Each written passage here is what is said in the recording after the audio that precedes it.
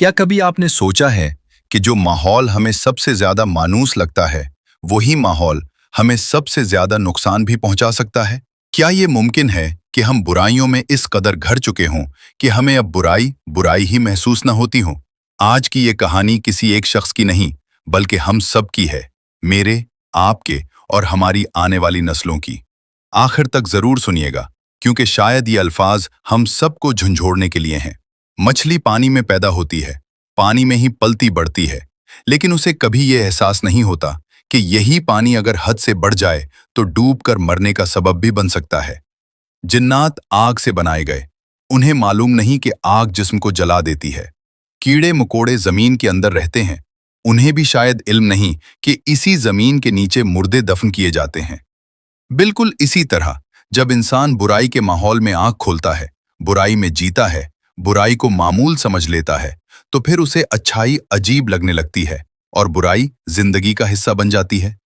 मुझे याद है, एक वक्त था जब टीवी पर किसी जरासीम कुश साबुन के इश्तिहार में भरोसा करने की बात की जाती तो दिल चूक उठता था, क्योंकि भरोसा तो सिर्फ अल्लाह पर किया जाता है, किसी साबुन या किसी कंपनी पर नहीं। लेकिन आज चूंकि परवरिश ही स्क्रीन के सामने हुई है, इसलिए ऐसे जुमले अब महज आम अल्फाज बन चुके हैं। याद है, जब शुरू शुरू में ड्रामे देखे जाते थे तो बहनों और बेटियों की मौजूदगी में कई मनाजिर निगाहें झुका लेने पर मजबूर कर देते थे। लेकिन आज अगर किसी साबुन के इश्तिहार में नहाती हुई खातून दिखाई जाए तो हमारी भनुओं तक में जुम्बिश नहीं होती। क्यों? क्योंकि हम मछली की तरह पानी में रह रहकर ये भूल चुके हैं कि यही पानी डूबने का सबब भी बन सकता है। आज फिल्मी अंदाज के नीम बरहना लिबास जब हम अपनी मासूम बच्चियों को पहनाते हैं तो हम ये नहीं सोचते कि हम उन्हें किस रास्ते की तरफ धकेल रहे हैं। ये सिर्फ जिस्म नहीं, ये लिबास किरदार को भी जला देता है।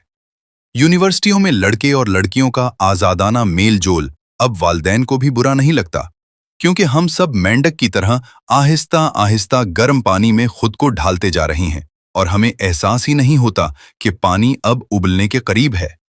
तहजीब, जो किसी कौम, किसी मजहब और किसी खित्ते की पहचान होती है, हम उसे सिर्फ तारीख की किताबों तक महदूद करते जा रहे हैं।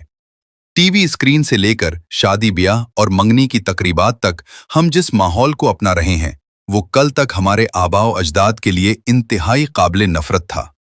मेरे अजीज हमवतनों, एक लम्हे के लिए रुकिए, अपने आप को देखिए, अपने घरों को देखिए और अपनी आने वाली नस्लों को सोचिए।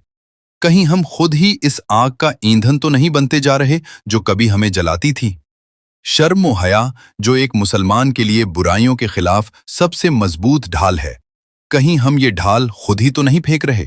सोचिए, कहीं हम वो बीज तो नहीं बो रहे जिसकी जड़ें कल को जमारी ही इमारत उखाड़ फेंकेंगी? अगर ये अल्फाज आपके दिल को छू गए हों तो समझ लीजिए, ये सिर्फ एक कहानी नहीं बल्कि एक वार्निंग है। आज नहीं संभले तो कल पिछताने का वक्त भी नहीं बचेगा। अगर आप चाहते हैं कि हमारी नस्लें अपनी पहचान, अपनी तहजीब और अपनी हया के साथ जिंदा रहें, तो आज ही फैसला कीजिए। वीडियो को लाइक करें ताकि ये पैगाम मजीद दिलों तक पहुंचे।